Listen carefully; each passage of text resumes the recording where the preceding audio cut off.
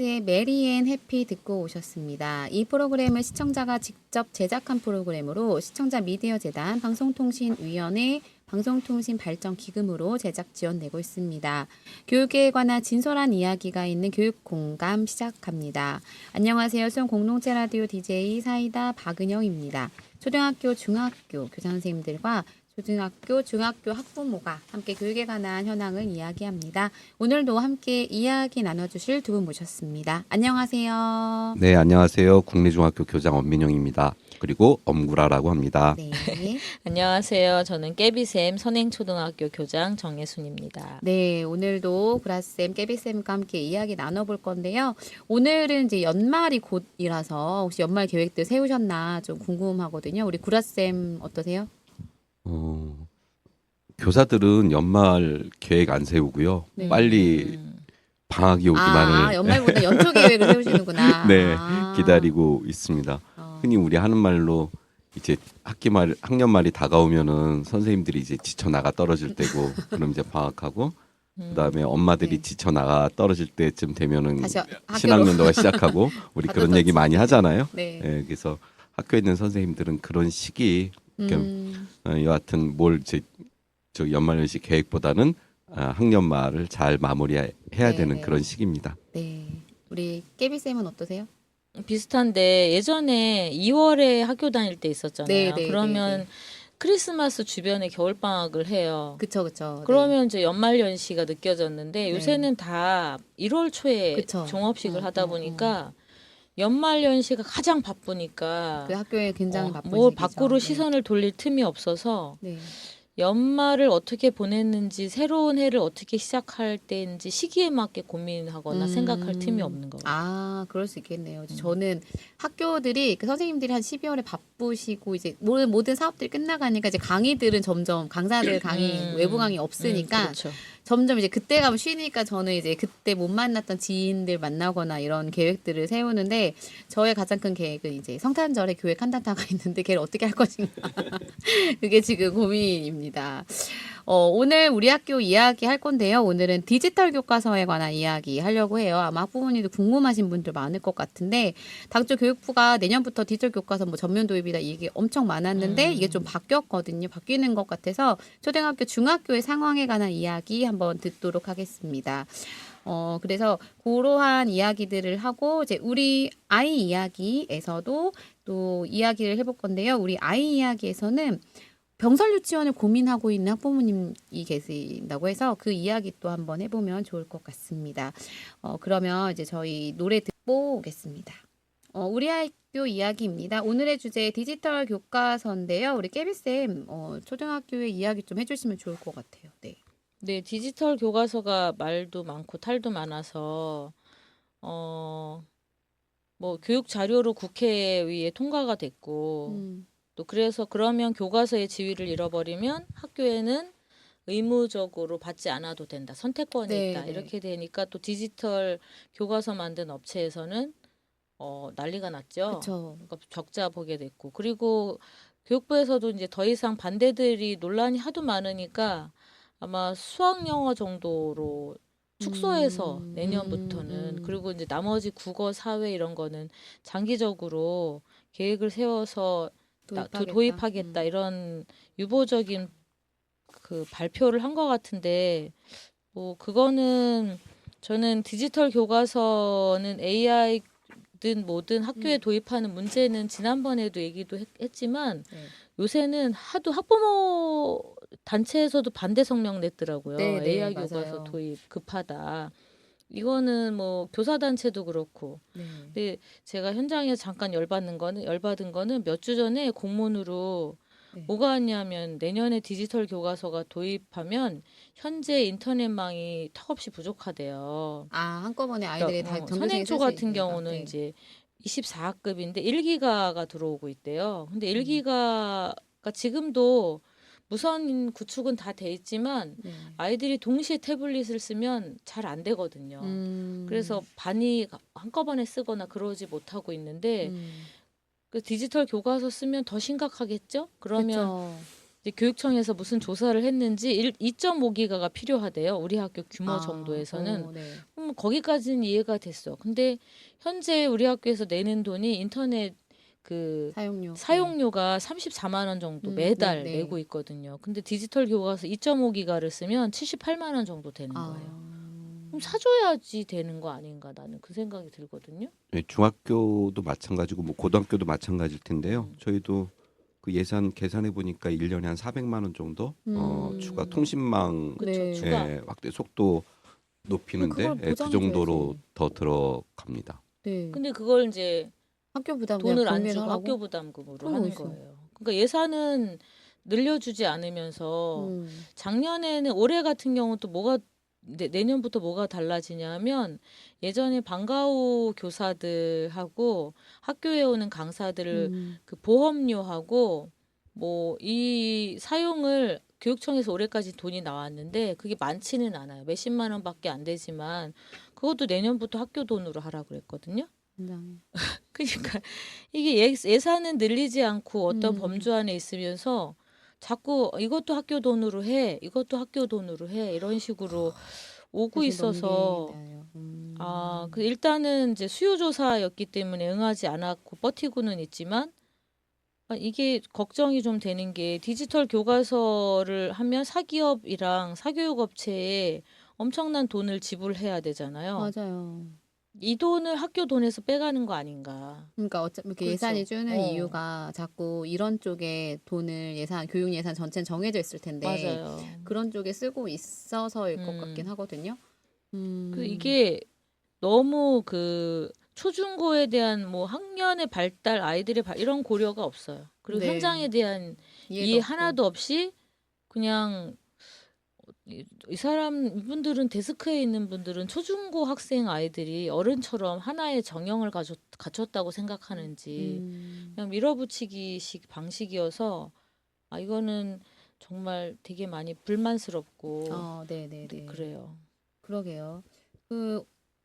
중학교도 상황은 비슷할 것 같은데, 근데 중학교는 원래 뭐 태블릿 활용한 디지털 기기 수업들을 원래 많이 하고는 있잖아요. 네, 많이 하고 있죠. 그러니까 네. 교실에 1인당 한 대씩의 탭이 들어가 있고 실제로 개인이 3년 동안 그 한 개의 이 탭을 이제 독점적으로 사용할 수 있도록 되어 있으니까 그리고 그렇게 들어와 있기 때문에 교사들도 이를 뭐 적극적으로 수업에 활용을 하는 거죠. 네네. 근데 수업을 하는 매개물로 사용을 하는 건데 AIDT 뭐 보통 이렇게 AIDT. 얘기하잖아요. 인공지능 교과서를 AIDT라고 얘기하는데 어젠가 공문이 왔더라고요. 그리고 어디로 들어가면은 교과서를 볼 수 볼 수 있다 있다. 이렇게 돼 있는데 아직 들어가 보지는 않았습니다. 실제로 교과서가 어떻게 구성되어 있는지는 아직 못 봤고요.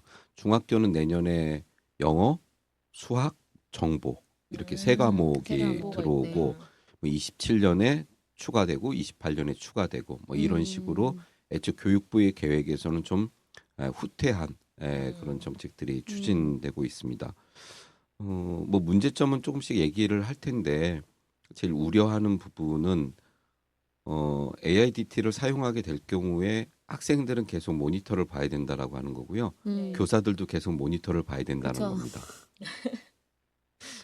우리가 전통적인 수업이 꼭 100% 옳다라고는 할 수 없지만 네. 수천 년 동안의 수업 방식이 유지되어 온 것은 나름의 의미와 가치와 효율이 있기 때문이거든요. 네네. 그런데 AIDT 사용은 교사도 모니터를 계속 봐야 되고 학생도 계속 모니터를 봐야 되고 학생의 활동은 인공지능의 반응에 대한 재반응으로 교육 활동이 이루어지는 거고 네. 그렇기 때문에 이것이 전통적인 수업의 모형을 좀 파괴하는 결과를 가져오게 될 거고 그것이 바람직한가의 여부는 여하튼 몇 년간의 시행 과정을 이제 분석해 보면 네. 그것이 좀 올바랐는가 아니면 과도했는가라고 하는 것에 대한 평가가 나올 것 네. 같습니다. 저는 딴 것보다 이게 이제 어쨌든 AI를 활용한 교과서인데 저희가 이게 뭐늘 얘기하지만 이 디지털 기기의 발전이나 디지털의 굉장히 발전은 빠른데 우리는 이걸 왜 써야 하며 이거를 어떻게 활용할 것인가에 대한 고민, 그러니까 그 윤리적인 문제나 이런 거에 고민을 건너뛰고 이건 제가 기술적으로. 생각할 때 업체와 함께하기 위한, 맞아요. 그러니까 그거에 대한 초점이 있는 교과서 도입이 아닐까? 왜냐하면 굉장히 1인 1탭 태블릿이 꼭 수업 시간에 필요한가? 뭐 이게 그것도 지금 되게 뭐 이야기해볼 문제가 될 수 있는데 그걸 떠나서 아예 교과서도 이런다라고 하면 지금 솔직히 외국에서는 성인을 포함한 학생들에게 점점 그 연령을 올리고 있거든요. AI와 관련된 프로그램들의 사용 연령을 올리고 있어요. 그렇기 때문에 그거에 고려 없이 이거를 한다는 게 맞나, 근본적으로. 아이에게 디지털 기기를 몇 세에 같이 이용하는 게 좋겠다라는 합의도 안 된 상황에서 이거를 주가 주도를 이렇게 하는 게 맞나라는 생각이 되게 많이 들긴 들어요. 예, 저 좀 더 말씀드리면 지금도 교사들은 다양한 네. 그 디지털 에듀테크 네, 프로그램들을 많이 수업을 때 사용하거든요. 계시잖아요, 되게 중학교는. 네. 이런저런. 근데 그것의 사용은 되게 현재까지는 그렇게 큰 비용이 들지 네, 그쵸. 않아요. 네. 그리고 프리웨어도 있고 그래서 네. 그런 것들을 이제 몇 개 자기 수업에 맞는 네, 같이 것들을 변형하거나 활용해서 활용하면 수업을 되죠. 하고 네. 있고 그다음에 인공지능을 활용한 수업도 이제 생성형 AI들이 네. 많이 지금 나오고 네, 네. 있잖아요. GPT부터 리튼 뭐 이런 네. 것까지 해서 실제로 그래서 학생들을 수업 시간에 그것을 활용하는 방법들을 배우게 하거나 네. 그것을 활용해서 과제를 내보기도 하고 네. 또 평가를 하기도 하고 하는 식의 활동들을 하고 있거든요. 네. 그런데 이 AIDT 자체는 그런 것들을 다 하나에다 집어넣고 네. 오로지 그거를 통해서 가능하도록 맞아요. 만들었는데 지금도 사용하고 있는 것들을 그렇게 한 곳에 모아놓고 비용을 엄청나게 지불하면서 네. 할 의미와 가치가 있는 건가? 네. 근데 아직까지 아무도 그것을 이제 데모판만 봤지 완제품을 거의 못 봤을 겁니다. 네, 이제 네, 네. 오늘부터 아마 들어가서 볼 수 있는 걸로 네. 그렇게 그러니까 12월 첫째 주에 들어가서 볼 수 있는 걸로 알고 있는데 여하튼 아직 본 사람들의 반응과 평가는 안 나오고 있습니다.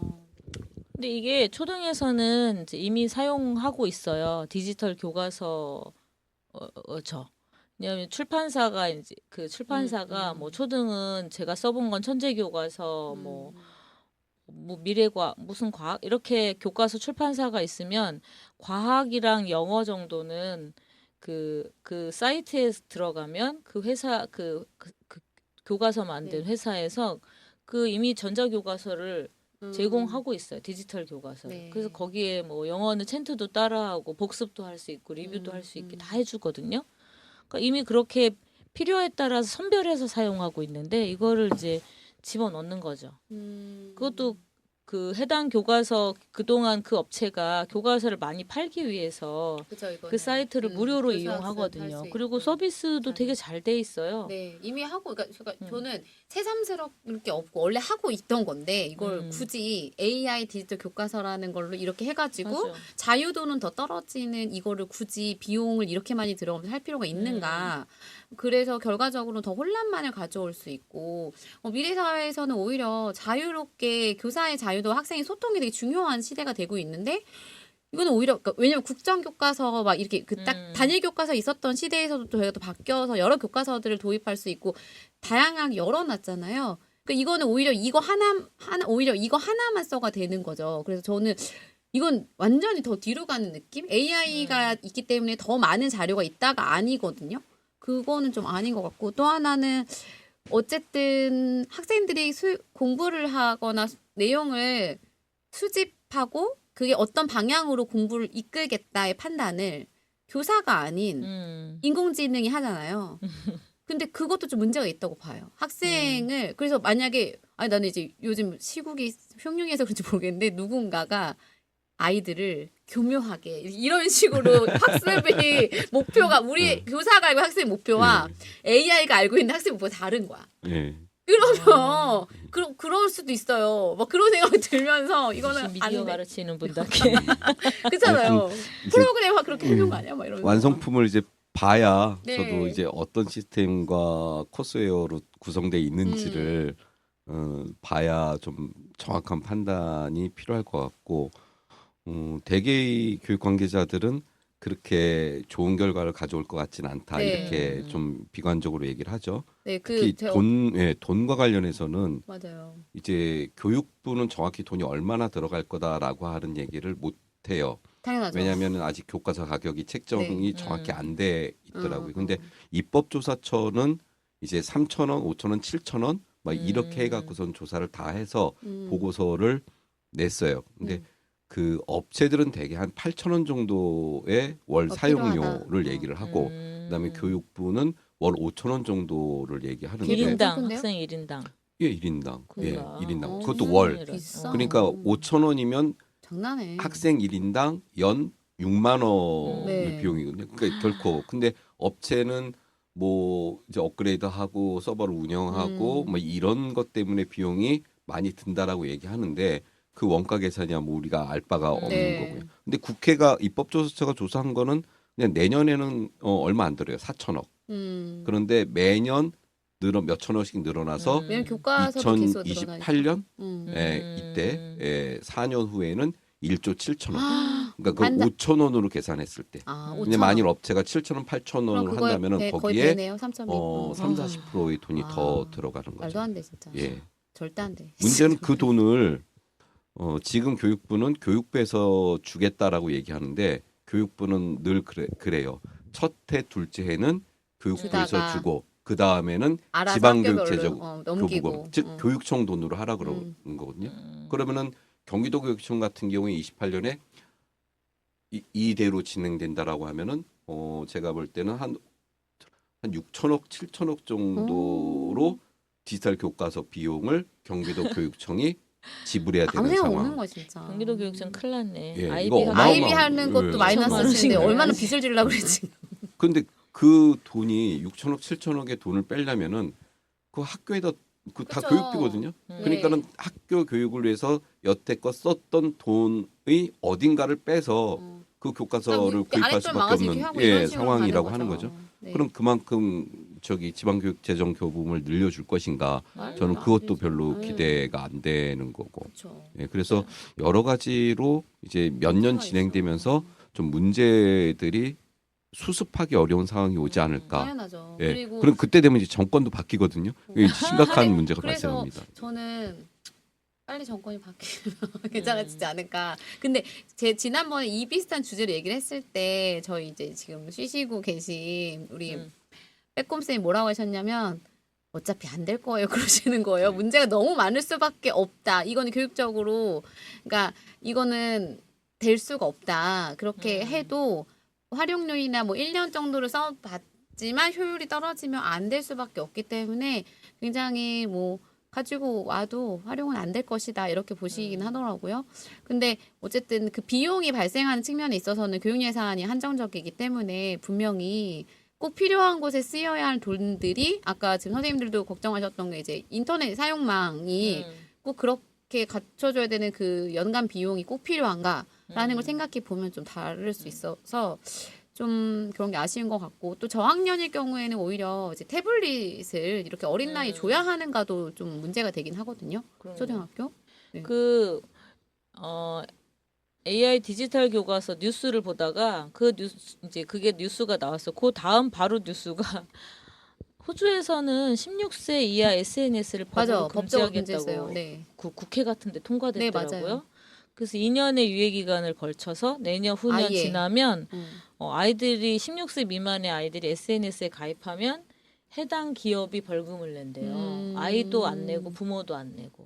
그러면 이제 확실하네. 기업이 벌금을 안 내려면 가입을 맡겠네. 16세 이하인지 이상인지 절차를 되게 까다롭게 인증하는 방법을 찾는다는 거죠. 근데 그거 갖고도 이제 논란은 좀 있겠죠. 뭐 자율성을 해친다. 근데 그쵸. 서양 소주나 이런 나라에서 이걸 파격적으로 이렇게 네. 되게 국가 독점적으로 결정을 내리는 건 유럽이나 다른 데도 아마 비슷하게 뭐 정도의 차이는 있지만 그쵸. 학생들의 디지털 기기에 대한 거는 제한할 수밖에 없는 추세로 갈 것 같다 생각은 이미 들거든요. 스웨덴은 13세는 금지시켰잖아요. 네, 네. 그러니까 이런데 우리 이제 초등학교 애들은 저는 이런 거 가능하면 지금 쓰고 있는 거가 정말 최대치고 충분하다고 생각이 들거든요. 네, 그렇죠.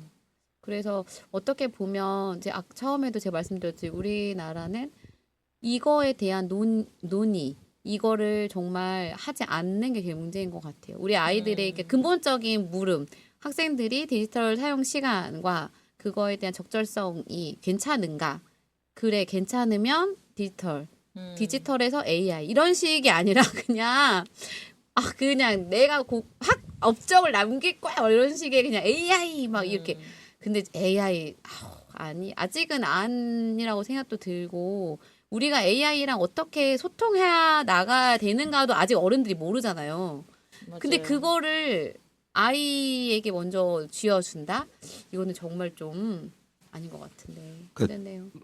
지금 이주호 교육부 장관이 교육부 장관을 두 번째 하고 있는 거잖아요. 첫 번째 할 때 핵심적으로 추진했던 정책이 디지털 교과서. 네, 그 예요. 얘기 했었어요. 네. 그런데 다시 10년이 지난 그러니까요. 지금 와서 근데 네. 그때 10년 전에 디지털 교과서 정책 완전히 실패하고 폐기됐거든요. 네, 그 얘기 했더라고요. 그런데 지금 와서 다시 또 디지털 교과서에다가 AI를 붙여갖고 붙여가지고 똑같은 미친 거야, 사업을 미친 반복하고 그러니까 10년 전으로 우리나라 있어요. 돌아간 게 딱 맞거든요 지금. 이런 너무해. 정책이 정당화될 수 있는가라고 그러니까. 하는 거. 그러니까 정말 1조 7천억의 돈이라고 한다면 네. 그것이 이제 미니멈으로 본 건데 4년 후에 맞아요. 그 돈이라고 한다면은 이주호 장관이 디지털 교과서를 통해서 교실에서 잠자는 아이를 깨울 수 있다라고 얘기를 했거든요. 근데 그 돈이라고 한다면은 다른 방법으로도 얼마든지 훨씬 깨울 수 깨우죠. 있습니다. 그럼요. 학급 다양하게. 학생 수를 줄이고 그럼요. 교사를 더 그쵸. 투입하고 그다음에 프로그램들을 다양화하고 그렇죠. 아이들에게 맞는 학생 복지를 더 확대하고 그 돈이면은 정말 얼마든지 그렇죠. 예, 그 1인당 누가 계산했는데 그게 1인당 700만 원 정도의 돈이에요. 그러면은 어마어마어마. 얼마든지 다른 방식으로 할 수 그쵸. 있는데 왜 꼭 AI와 디지털 교과서냐? 그러니까요. 물론 뭐 인공지능 시대 그다음에 디지털 대전하는 시대라고 미래 사회를 예측하고 있는 건 부인하지 않지만 그것이 교과서의 형태로 적용되어야 하느냐라고 네. 하는 부분은 아직까지 사회적 합의는 안 안 됐죠. 됐다고 봅니다. 오히려 디지털 대전환 시대에 맞추을 수 있게 한다는 건 역량을 키워야 되거든요. 그러니까 디지털화 되어 있는 검색에 대한 기능도 높여야 되고 그 자료를 내가 어떤 식으로 얻을 수 있는가인데 오히려 너무 그 한정적인 자료 안에서 학생들이 움직이게 만든다는 거죠. 그거는 제가 볼 때는 절대 교육적으로 바람직하지도 않고 뭐 미디어 다른 교육이나 이런 거 얘기할 때도 이런 방식은 말도 안 된다 생각할 것 같거든요. 그러니까 좀 빨리 고려해서 빨리 없어질 건 없어지고 잘 됐으면 좋겠다. 라는 생각이 듭니다. 우리 여기서 우리 노래 듣고 갈게요. 우리 일단 깨비쌤 무슨 노래 들을까요? 태연이 부르는 꿈. 조용필 노래 아니고 네, 태연의 꿈. 태연의 꿈. 네, 알겠습니다. 노래 듣고 오셨습니다. 이제 디지털 교과서, AI 디지털 교과서에 대한 여러 논란들 계속 얘기하고 있었는데요. 이제 또 구라쌤께서 이야기 또 한번 또 열어주시면 좋을 것 같아요. 네. 네, 계속 이어지는 얘기로 네. 학교 교육 정책을 수립할 때 네. 과연 현장의 의견이 얼마나 반영되는가? 그쵸. 네. 그리고 실제로 수업을 하는 사람은 교사거든요. 음, 그럼 교사들의 의견은 얼마나 수렴되는가? 보조교재가 아닌 교과서는 사실 수업 활용에 있어서는 되게 절대적인 의미를 그쵸. 가지고 있습니다. 왜냐하면 그 교과서의 기반에서 평가가 이루어지기 때문이에요. 그런데 어떻게 보면은 교사의 수업 편성의 자율권, 그 다음에 평가권을 제약하는 결과로 나올 수도 있다. 저는 이렇게까지 좀 그럴 수 비관적으로 있겠네요. 생각을 네. 하고요. 문제는 이 교과서를 내년 3월부터 시작해야 되는데 실제로 아직까지도 선생님들은 그 교과서를 못 봤다라고 하는 겁니다. 네네네. 네. 정확하게 그리고 전해줄 수 있을까요? 그리고 지금 교과서 선정위원회를 구성해서 맞아요. 막 해야 이제 되는데. 운영위원회를 열어갖고 막 하라고 하고 있어요. 음. 근데 기존의 종이 교과서는 선생님들이 10년, 20년 동안 그쵸. 봐왔던 유형의 것이에요. 네. 그런데 AIDT는 아직까지 우리가 실물을 보질 못했어요. 그런데 근데 그것도 말이 안 돼, 그거를 그러니까. 그거를 개발도 안 된 거. 2달 안에 보고서 교사들은 익숙하게 자기가 활용할 수 있는 능력을 그쵸. 갖춰야 되고 그것을 가지고 수업을 잘 활용을 진행해야 해야 되는데. 된다라고 하는 거예요. 과연 수업 시간도 이렇게 모자라고 밀어붙이는 정책이 말도 가능한가? 안 되죠. 그래서 우리 선생님들은 1학년들을 내년에 안 하겠다라고 하는 말씀들을 많이 하셔요. 그 디지털 교과서를 사용해야 해야 되는 되니까. 교과들은 왜냐하면 자기가 본 적도 없는데 그걸 가지고 수업을 맞아요. 하라는데 당장 선생님들도 겁시다 않은 거죠. 예, 그러니까 또 급하다. 맞아요. 근데 급하게 추진하는 거는 뭔가 업적과 성과에 네. 집착하는 거거든요. 맞아요. 예, 그래서 여하튼 걱정입니다. 네, 지금 되게 중요한 이야기 해주신 것 같은데 왜냐하면 이게 어떠한 좋은 것이라고 해도 저희가 검증 기간이 필요하고 시범 운영 기간들도 필요하고 좀 이런데 전면 도입이라는 날짜의 카운트다운을 이제 딱 여기 이렇게 꽂아놓고 안 됐어도 이거 막 이런 식의 약간 그냥 우리가 언제부터 하기로 맘 먹었으니까 그냥 준비 없이 해도 돼 막 이렇게 되는 입장이라서 어떻게 보면 내년에 이거를 쓰는 친구들이 분명히 오류도 많을 것이고 네. 여러 가지의 부작용이 나오는 마루타 희생양이 되는 거죠. 그 학년 그 교과서를 쓰는 아이들은 그리고 그걸 통해서 좀 수정을 하고 나아질 수도 있겠지만 오히려 폐기된다면 이 아이들은 오히려 그 되게 다른 걸 잘 배울 수 있는 시간에 시간 낭비를 하게 되는 셈도 있거든요. 그러니까 오히려 그 일반 교과서 개발한 업체들한테 학생들한테 돌려봤더니 이런 문제가 있는데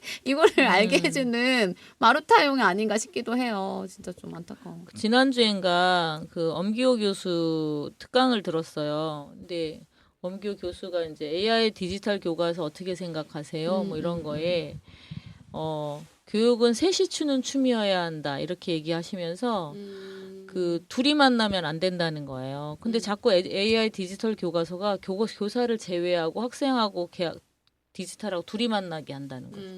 그러면 이제 둘이 만나면 집착하게 되고 연애처럼 그렇게 깊어지고 그러면 안 되고 교사와 학생이 만나는데 그 안에 그 디지털 교과서가 있어도 교사와 학생 사이에서 매개로 작용을 해야지 교사를 떨어뜨리는 도구로 활용하면 안 된다. 이런 거 얘기하시면서 그거 얘기하더라고요. 그 대학에서 이제 레포트 봤는데 요새 챗GPT가 워낙 잘 쓰니까 그래서 요새 애들 그렇게 하지 않냐. 그래서 뭐 어떤 사람은 챗GPT로 내고 챗GPT로 채점한다. 이런 얘기도 하지만 자기는 본인은 챗GPT로 쓰든 말든 냅둔다고.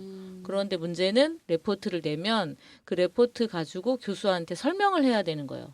자기가 쓴 내가 내용에 왜 이렇게 대해서. 썼고 그래서 GPT에만 의지한 아이들은 설명을 못 한대요. 내 의견이 아니니까.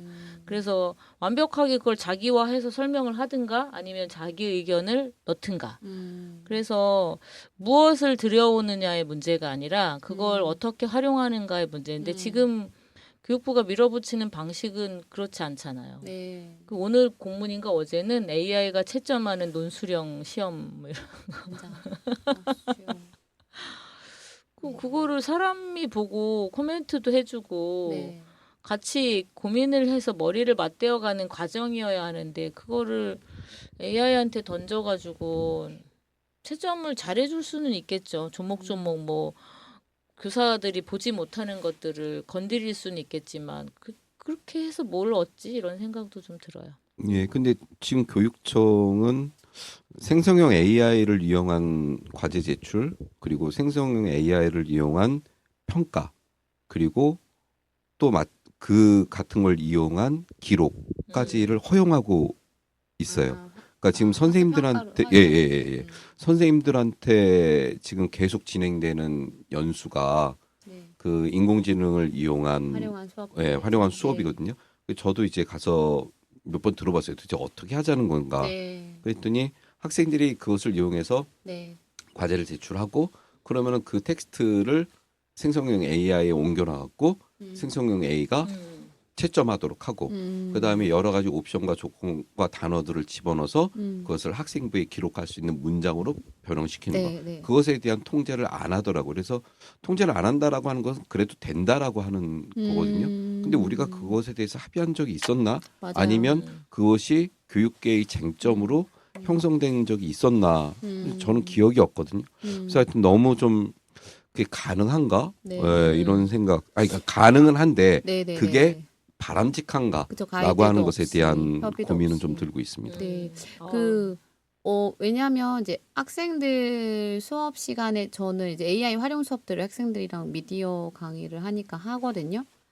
근데 제가 느끼기에는 제가 아이들이랑 이제 미디어로만 수업을 하면서 느끼기에는 지금의 초등이나 이제 뭐 중학교 1, 2학년 뭐 이 수준에서는 AI와 우리는 이야기를 할 수 있고 이렇게 이야기하는 거야라고 얘기를 하는 정도로서 근데 저는 늘 그거 강조하거든요. 의사결정을 도와주는 애지 얘의 의견을 우리가 따라서는 안 된다라는 걸 되게 강조하면서 그거를 활용하도록 하거든요.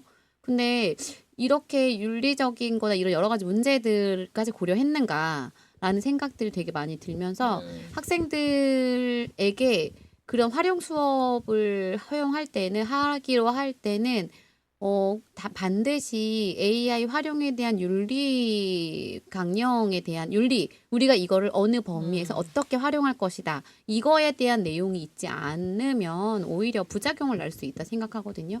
그래서 뭐 이렇게 큰 줄거리를 가지고 수업 들어가는 데는 윤리를 먼저 정하는 이런 것들이 있어야 되지 않을까? 그 활용 자체가 나쁘다기보다는 활용을 더 적극적으로 잘 하고 좋은 교육적 효과를 내려면 그 어떤 사용에 대한 우리만의 가이드를 뭐 정부가 주지 않고 교육부가 주지 않는다면 교실 안에서부터 먼저 세워보는 것도 나쁘지 않지 않을까라는 생각도 들어요. 그리고 제발 아까도 말씀드렸는데 5, 6학년이면 이제 아이들이 필요한 디지털 뭐 리터러시도 있고 테크닉도 필요하지요. 근데 그런 학생 발달에 대한 고려가 좀 있었으면 좋겠어요.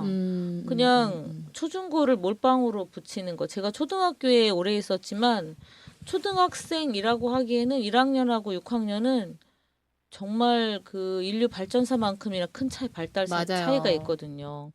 1학년과 2학년도 한 해 한 해가 혁명의 수준으로 달라지는데 이 아이들을 6년을 퉁쳐가지고 그러니까 성인기는 비슷비슷할 수 있을 것 같아요. 근데 초등학교 요 8살에서 13살은 정말 한 해 한 해가 아니라 6개월이 어마어마한 시기인데 이걸 퉁쳐가지고 디지털 교과서를 이렇게 던지고 디지털 기반의 수업을 하라고 하는 거는 이거는 정말 기준도 없고 무식한 것 같아요. 그러니까 뭐 몇 세 이하는 안 시키고 금지하고 어느부터는 어느 정도 그 윤리를 좀 가르쳐서 초등학교 5, 6학년 때 윤리성을 좀 기본 테크닉 가르치고 중고등학교에 가서 활용하게 하고 네. 이런 발달에 대한 그림이 하나도 없어. 맞아요. 이게 초등은 그런 걸 바라보는 게 그래서 너무 안타깝고 조금 너무 밀어붙이는 그쵸. 파쇼 같은 막 네. 이 교육계의 계엄이야. 네. 그러니까 이게 뭐 단지 AI 교과서만이 아니라 다른 것도 그럴 수는 있는데 이게 미치는 파장이 진짜 크기 때문인 것 같아요. 예산 측면도 있지만 교육의 모든 그런 근간들을 아예 바꿔버리겠다라는 이야기들을 합의 없이 진행해 버리고 있는 거는 큰 문제가 있는 것 같다 생각이 들어요. 네. 네. 이제 저는 뭐 수천 년 동안 이루어진 교육에서 그 가장 근간은 사람과 사람의 교감이거든요. 네. 그 교감을 통해서 교육이 이루어지고 학습자와 네. 피학습자의 소통이 이루어지는 건데, 그리고 여태까지의 교육의 효율성을 위한 모든 그렇죠. 네. 기재들은 매개체로서 작동을 했단 말이에요. 맞아요. 근데 교사도 모니터 쳐다보고 학생도 모니터 쳐다보고 그럼 그것이 어떻게 학생과 교사의 교감으로 네. 이어질 것인가 좀 두렵습니다. 네. 예, 두려워요. 네, 걱정돼요. 그리고 네. 교사들은 앞으로 뭘 해야 되는가? 그렇죠. 제가 볼 때 교사들은 AIDT를 잘 활용하는 능력을 배워야 돼요. 학생을 이해하는 능력을 배우는 게 아니라 AIDT를 잘 활용할 수 있는 능력, 숙련된 기능을 배워야 되거든요. 그래야 수업 시간에 버벅거리지 않고 수업이 진행될 수 있어요. 왜냐하면 이거 사용 방법은 막 이렇게 맞아요. 그러면 어차피 다 수업 망가지는 거니까. 그리고 요즘은 또 예. 학생들이 더 빨라요. 예. 요즘 애들은 워낙 이거에 익숙한 친구들이니까 선생님이 모르는 기능들을 애들이 더 잘할 수 있어. 그래서 아마 웬만큼 선생님들 공부에서는 교실을 안 되게 될 수 이상하게 있어. 만들 것 같다라고 하는 맞아요. 뇌피셜입니다.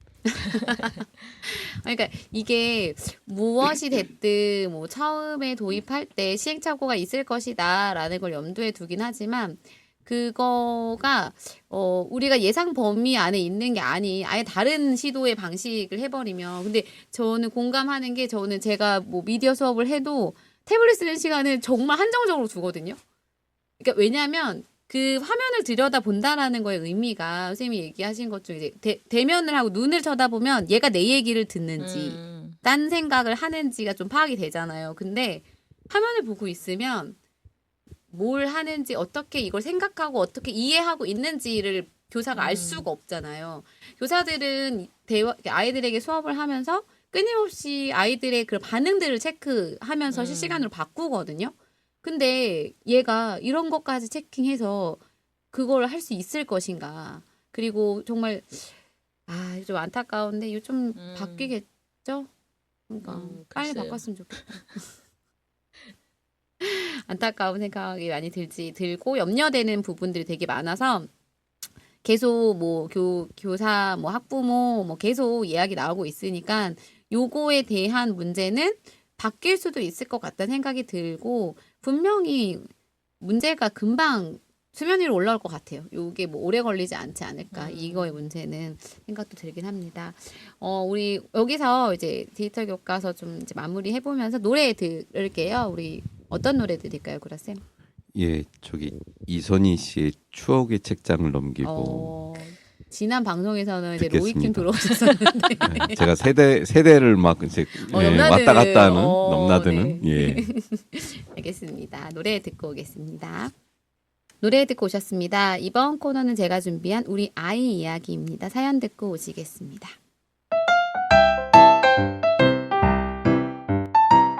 내년이면 7살이 되는 아이의 엄마입니다. 입학 예정인 병설 유치원에 가는 것이 맞는지 다니고 있던 사립 유치원에 다니는 것이 맞는지 고민이 됩니다. 병설 유치원에 가면 1학년 입학을 했을 때 아이에게 도움된다는 말도 있는데 유치원 어떻게 하는 것이 좋을까요?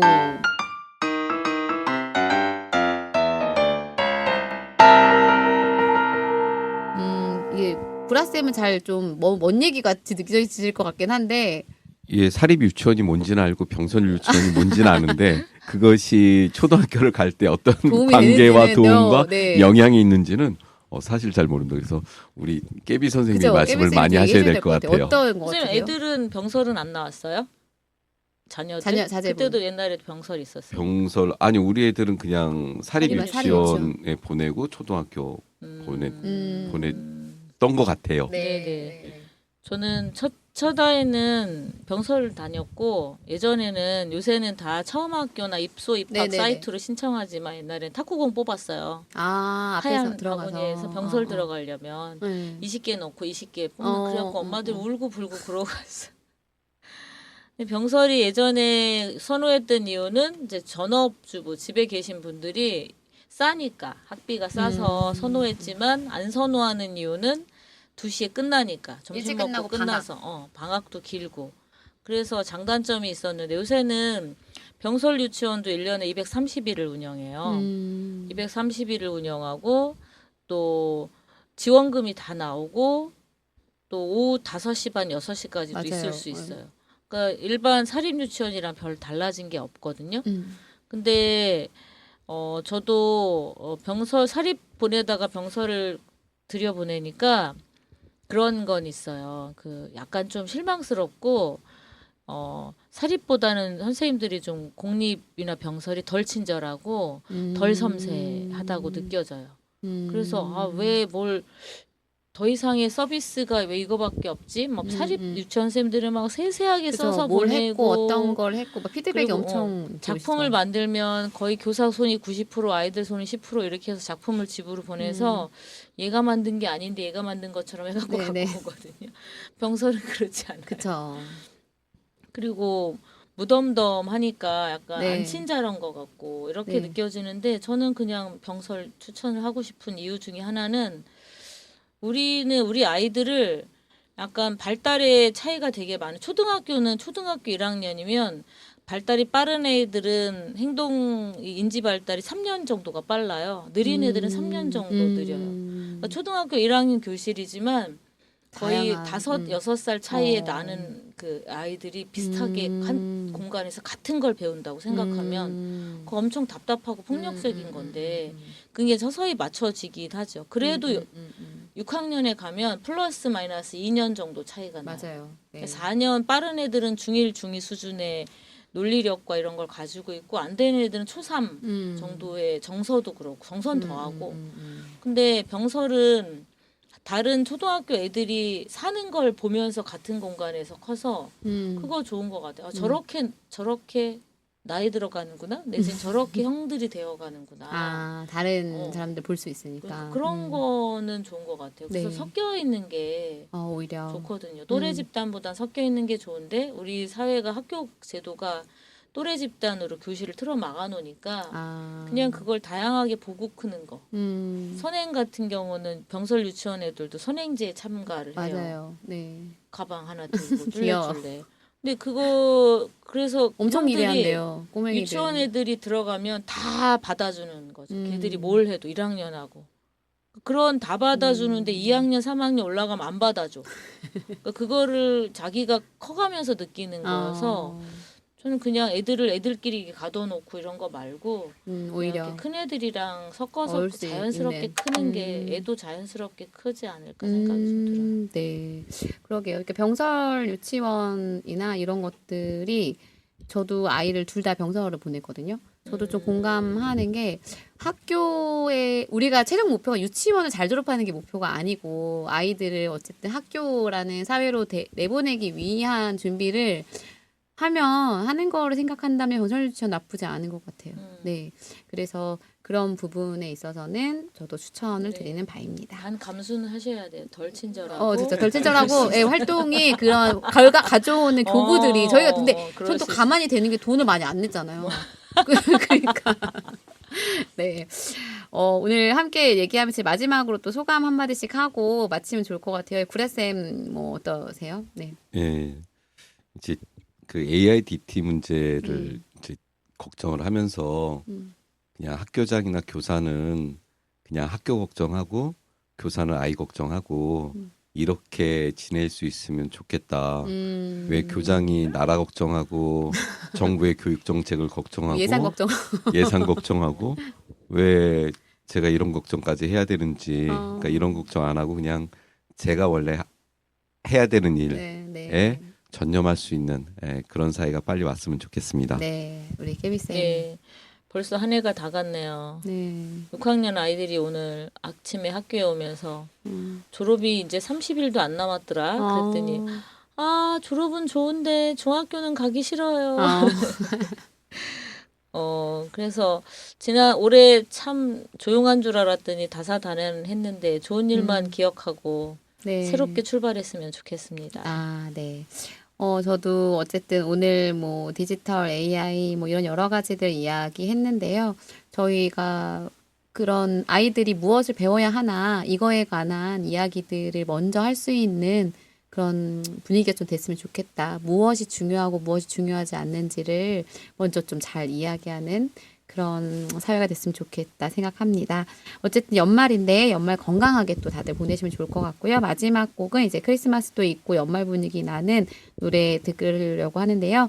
조나스 브라더스라는 그룹이 부른 Like a Christmas 들으면서 물러가겠습니다. 감사합니다. 네, 감사합니다.